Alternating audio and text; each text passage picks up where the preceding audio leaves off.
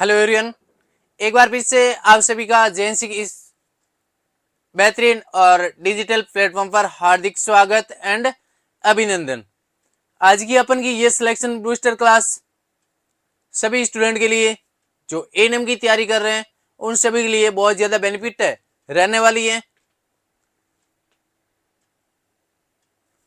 एक बार क्लास को लाइक कर दीजिए, अगर आप नए हो तो चैनल को सब्सक्राइब करें और क्लास को शेयर जरूर करें। तो इस क्लास का बेनिफिट आपको, आपके चाहने वाले को, आपके दोस्तों को, आपके सहेलियों को, और इसके अलावा जो एएनएम की तैयारी कर रहे हैं, इंडिया के किसी भी स्टेट में किसी भी कोने में बैठा स्टूडेंट है जो महिला स्वास्थ्य कार्यकर्ता की तैयारी कर रहे हैं, उन सभी के लिए ये क्लास बहुत ज्यादा बेनिफिट साबित होगी। इसके अंदर वो रामबाण पॉइंट या बिंदुओं को डील किया जाता है जो आपके आने वाले एग्जाम के अंदर पूछे जा सकते हैं।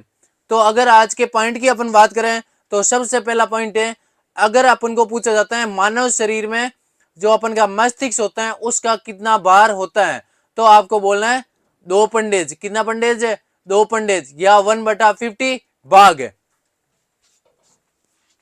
पहला पॉइंट लिखो।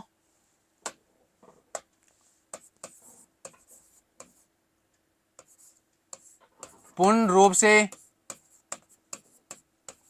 विकसित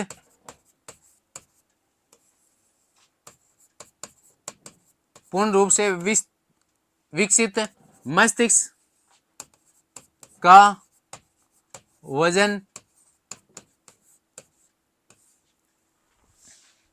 शरीर के वजन का 2% या 1/50 भाग होता है।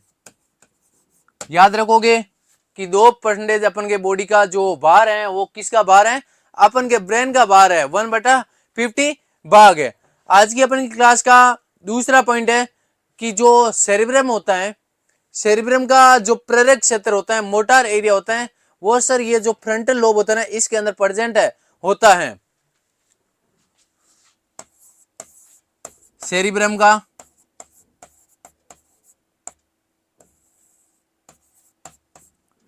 प्रेरक क्षेत्र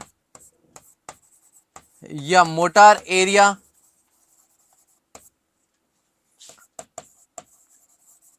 फ्रंटल लोब में उपस्थित होता है। उपस्थित होता है। आपको याद रखना है कि जो सेरिब्रम होता है, सेरिब्रम का प्रेरक क्षेत्र होता है, मोटार एरिया होता है, वो फ्रंटल लोब में प्रेजेंट होता है। कहां पर उपस्थित होता है सर? ये अपन का जो फ्रंटल लोब होता है इसके अंदर उपस्थित होता है। इसके अलावा जो विजुअल एरिया होता है ये सेरिब्रम के ऑक्सीपिटल पिंड में प्रेजेंट होता है। विजुअल एरिया ऑक्सीपिटल के सेरिब्रम के ऑक्सीपिटल लोब के अंदर प्रेजेंट होता है। तीसरा पॉइंट आज की क्लास का, विजुअल एरिया अपने सेरिब्रम के ऑक्सीपिटल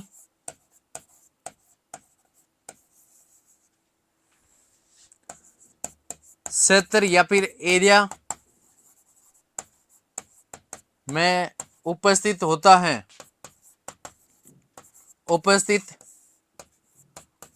तो आपको पूछा जाता है विजुअल एरिया कहां पर होता है सर? तो विजुअल एरिया का जो कंट्रोल करते हैं वो कंट्रोल करता है विजुअल एरिया, विजन को कंट्रोल करता है विजुअल एरिया। और जो विजुअल एरिया होता है ये अपन के यहाँ पर प्रेजेंट होता है। यहाँ का अर्थ है ऑक्सीपिटल लोब के अंदर प्रेजेंट होता है, और ऑक्सीपिटल लोब होता है वो सेरिब्रम के अंदर प्रेजेंट होता है। अगर नेक्स्ट क्वेश्चन की बात करूं या नेक्स्ट पॉइंट की बात करूं तो जो अपन की ऑडिटरी एरिया है, जो श्रवणीय मीन्स सुनने वाला क्षेत्र है, ये सेरिब्रम के यहाँ पर टेम्पोरल लोब के अंदर प्रेजेंट होता है। 4 number, auditory area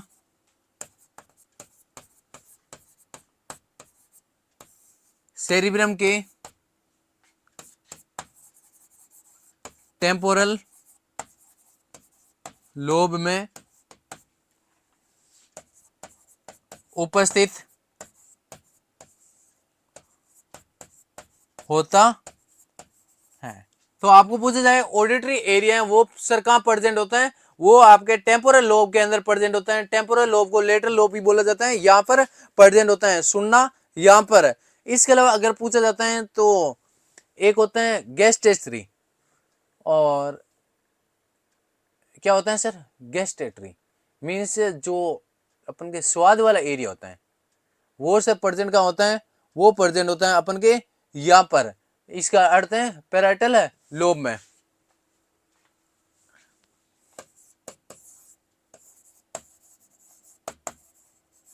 गैस्ट्रेटरी area cerebrum के पैराइटल लोब में उपस्थित होता है।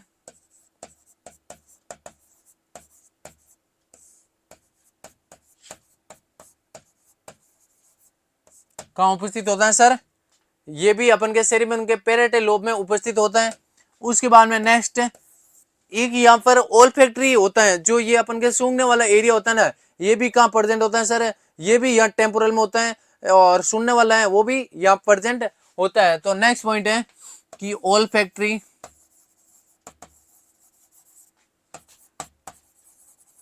एरिया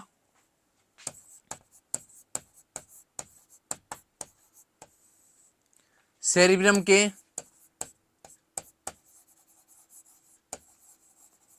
टेम्पोरल लोब में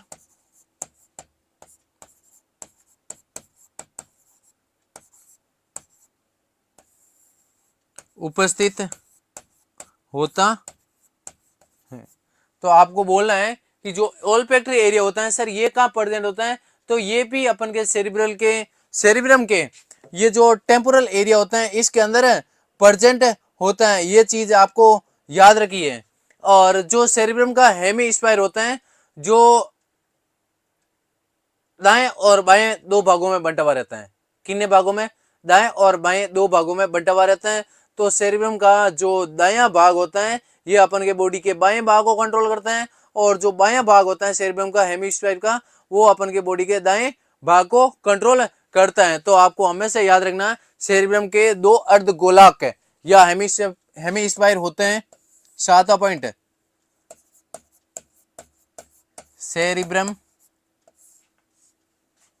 के दो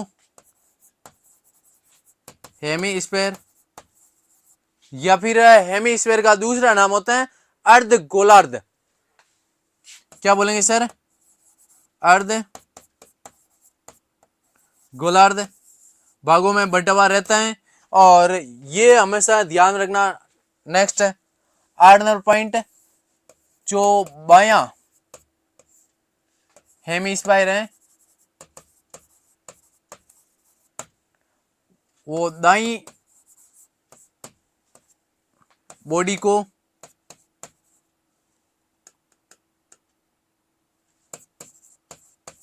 को नियंत्रित करता है,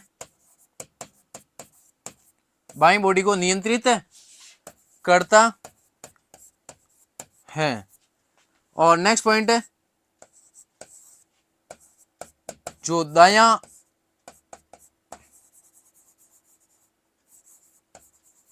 हेमीस्फीयर होता है वो अपन की बॉडी की बाईं बॉडी को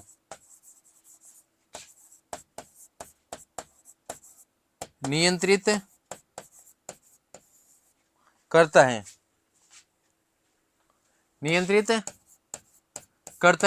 तो आपको हमेशा याद रखना है कि सेरिब्रम होते हैं उसके दो भागों में बंटा हुआ रहता है हेमीस्फीयर में, एक दायां और एक बायां। दायां होता है बाईं बॉडी को नियंत्रित करता है, और जो दायां होता है वो अपन की बॉडी की दाईं होती है वो बाईं को, बाईं होती है वो दाईं बॉडी को नियंत्रित करने का काम करता है। ये चीज आपको याद रखनी है। उसके बाद में अगर बोला जाता है जो वोकल बॉक्स कहाँ होता है सर, वो होते हैं लैरिंग्स में। तो लैरिंग्स के अंदर वोकल बॉक्स पाया जाता है। लैरिंग्स के अंदर वोकल बॉक्स या फिर अपन बोल सकते हैं उन्हें वोकल कॉर्ड उपस्थित